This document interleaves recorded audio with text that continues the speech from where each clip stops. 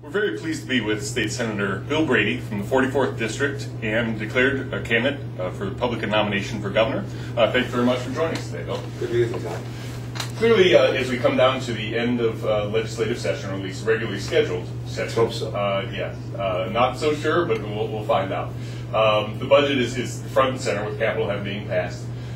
There's a lot of discussion that the Democrats may actually come up with a zero-based budgeting model in which they will go ahead and fund their priorities and what they have to, and then that's it and leave town.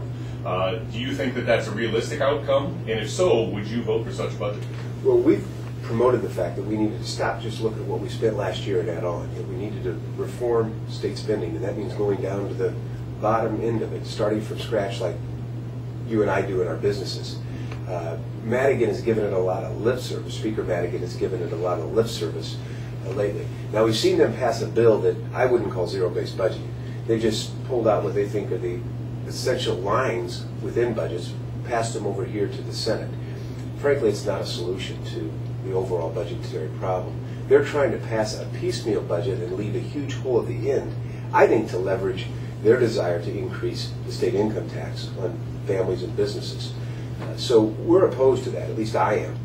The budget needs to be dealt systemically from a true zero-based point, and that means making every state agency justify every dollar from the beginning that they're spending.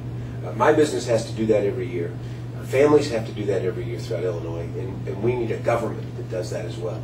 Very good. Do you think they can get out of here by May 31st without an income tax increase? There's no question that we can get out of here by May 31st without an income tax, but you can't do it by building on top of the past excessive spending budgets that the Democrats in control have passed over the last 6 years. If they want to continue to build upon their own budget last year, the Blagojevich budgets before that, they're not going to get out of here. But if they truly look back and deal with zero-based budgeting, we could come up with a budget that meets the essential needs of the state. But it's going to take reforms. It's going to take reforming the Department of Corrections. It's going to take reforming the Department of Education. It's going to take reforming the Medicaid system to work better for people at lower cost.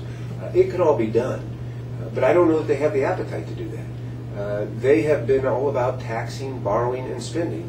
And to date, we haven't seen anything different with the Quinn administration. One of the hallmarks of the Quinn administration early days has been his Ethics Reform Commission. Even this afternoon, we are likely to see in the Senate some of those reforms in the context of Senate Bill 51, Senate Bill 54, be possibly enacted or taken up certainly for discussion. What's your view of those bills, and are you supportive? What's your position? Well, there's no question that we have been trying to position the Democrats to call ethics reform this week. We have only 1 week left, but it appears that they're playing games. This is kind of inside baseball as we're talking, but just recently we were told by Senator Colleton that the Quinn Commission on Ethics Reform isn't going to demand that the bills be called today. That we may take that up later next week. For all intents and purposes, they're just playing a shell game. We need true ethics reform, not only to purify state government, but to send a message to the nation that Illinois is serious about cleaning up its act, ending corruption in this state. If we want businesses to invest in our state, we've got to give them an opportunity and a knowledge that Illinois is pure of corruption. No business wants to invest in a state that pay-to-play politics exists. Now, I personally believe that the best thing we can do is, first of all, absolute transparency. In the day of the internet, every state contract, every state procurement ought to be available to everybody through the internet immediately. The second thing I think we can do, and although I have a bit of a problem with this, is probably adopt the federal limits on campaign contributions. We go a long way to eliminating pay-to-play politics when contributions are limited along the federal guidelines. Very few people are going to give anyone a special favor for those types of contributions, so we do a good job in doing that. We also need gubernatorial recall. Governor Quinn supported gubernatorial recall. Mike Madigan supported gubernatorial recall.